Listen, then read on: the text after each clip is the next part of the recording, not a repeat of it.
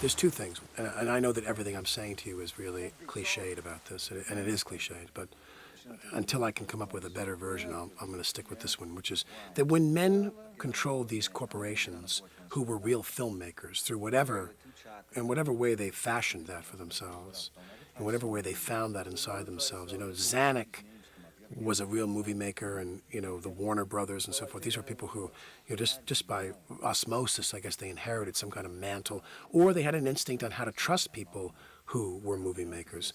Now you have people running television studios and television networks and movie studios. They are not creative people by any stretch of the imagination, so they don't have any sense about their own innate creativity or lack thereof, or how to recognize it in other people. So directors are very often people that are hired because there's someone who's affable. And then when you talk about the bigger ticket films, the more expensive films, the directors are more like tanker captains. We're going to be bringing this enormous tanker into the harbor, and we don't want to hit the reef and dump the gallons of oil on the coast of Valdez, Alaska. And most directors I work with today, they don't have a thing to say to you. They're traffic cops, and they don't know anything about script. They don't know anything about story. They don't know anything about acting. They don't know anything about character.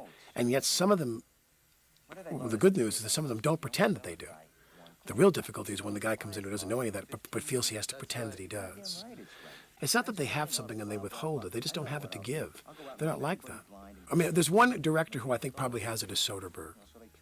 Soderbergh seems to me like he knows how to cast, and he knows how to deal with people. Foley was very good.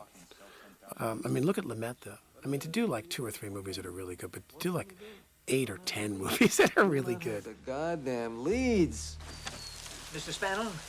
Sheldon Levine. I was speaking to your wife earlier.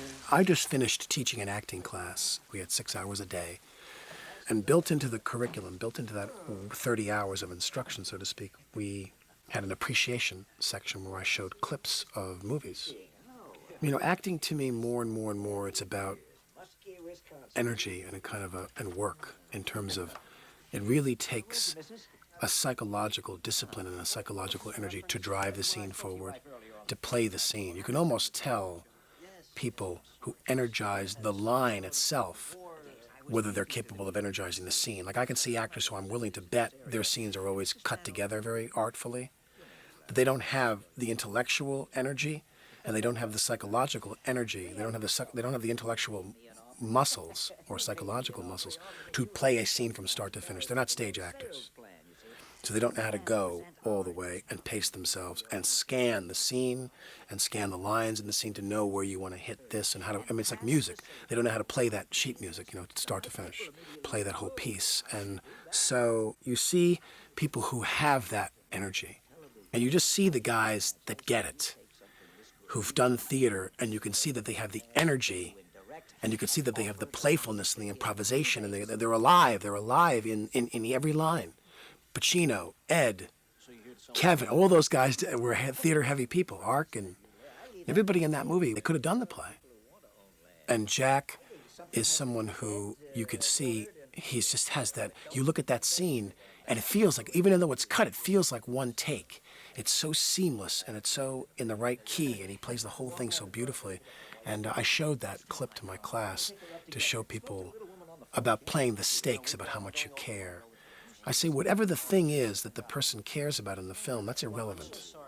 You have to substitutively make sure that you care about it. Incredibly. Look how much he cares. Look how desperate, the desperation of him wanting to keep the door open, keep the conversation going, to find a way in. He's trying to go in through the door, the back door, the window, the basement window. He's going to climb up on the roof. How do I get in? And you have to raise the stakes. And a lot of actors don't sufficiently play the stakes.